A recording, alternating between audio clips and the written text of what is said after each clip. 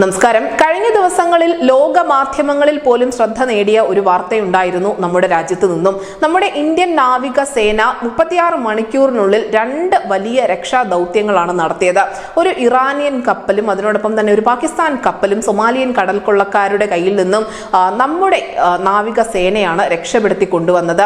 എന്തായാലും ഇതിന് തൊട്ട് പിന്നാലെ മറ്റൊരു വാർത്ത കൂടി പുറത്തു വരുന്നുണ്ട്. ഈ സൊമാലിയൻ കടക്കൊള്ളക്കാരിൽ നിന്നും രക്ഷപ്പെടുത്തിയ പാകിസ്ഥാൻകാരായ 19 ജീവനക്കാരുടെയും രക്ഷാപ്രവർത്തനത്തിന്റെയും മറ്റും വീഡിയോ ദൃശ്യങ്ങൾ ഇന്ത്യൻ നാവികസേന പങ്കുവച്ചിട്ടുണ്ട്.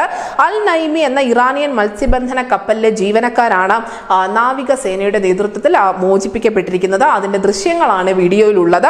കടൽ കൊള്ളക്കാരിൽ നിന്നും കപ്പൽ ജീവനക്കാരെ രക്ഷപ്പെടുത്തിയതിനു ശേഷം നാവികസേന അംഗങ്ങൾ ഇവരോട് യാത്ര പറയുന്ന വളരെ ഹൃദ്യമായ ഒരു വീഡിയോ തന്നെയാണിത്. കടൽ കൊള്ളക്കാരെയും നാവികസേന കസ്റ്റഡിയിൽ എടുത്തിട്ടുണ്ടായിരുന്നു. അവരുടെ ദൃശ്യങ്ങളടക്കം നാവികസേന ആ സമയത്ത് തന്നെ പുറത്തുവിടുകയും ചെയ്തിരുന്നു. സൊമാലിയൻ കടൽക്കൊള്ളക്കാർ കപ്പൽ തട്ടിയെടുത്ത് തങ്ങളെ ബന്ദികളാക്കിയതായി ഒരു പാകിസ്ഥാൻ ജീവനക്കാരൻ വിശദീകരിക്കുന്നത് നമുക്ക് ഈ വീഡിയോയിൽ കാണാൻ സാധിക്കും. നാവികസേനയുടെ കപ്പൽ ഇതിനടുത്തേക്ക് വന്നതോടുകൂടി കടൽ കൊള്ളക്കാർ ഭയന്ന് കീഴടങ്ങുകയായിരുന്നു എന്നും അദ്ദേഹം ഇതിൽ പറയുന്നുണ്ട്. സേനയിലെ ഒരു ഉദ്യോഗസ്ഥൻ ഇവർക്ക് സുരക്ഷിതമായ യാത്ര ആശംസിക്കുന്നതും നമുക്ക് കാണാൻ സാധിക്കും. ബൈ ബൈ ആരാംജയ് ജന എന്നാണ് ഉദ്യോഗസ്ഥർ ഇവരോട് പറഞ്ഞിരിക്കുന്നത്.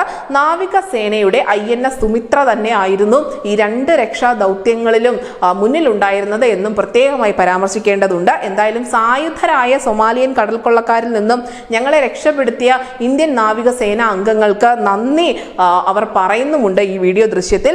എന്തായാലും ഈ പാകിസ്ഥാൻകാരെ തിരികെ അയക്കുന്നതിന് തൊട്ട് മുൻപ് അവർക്ക് ആവശ്യമായ എല്ലാ സൗകര്യവും ഇന്ത്യൻ നാവികസേന ഒരുക്കി നൽകിയിട്ടുണ്ടായിരുന്നു. പ്രത്യേകിച്ചും ആരോഗ്യ പരിശോധന ഉൾപ്പെടെ നടത്തിയ ശേഷമാണ് ഈ പാകിസ്ഥാൻ ജീവനക്കാരെ ഇന്ത്യൻ നാവികസേന പാകിസ്ഥാനിലേക്ക് മടക്കി അയച്ചിരിക്കുന്നത്. പ്രേക്ഷകർക്ക് കാണുന്നതിന് വേണ്ടി ഈ വീഡിയോ ദൃശ്യങ്ങൾ ഡിസ്ക്രിപ്ഷനിൽ നൽകിയിട്ടുണ്ട്. News desk news India Malayalam.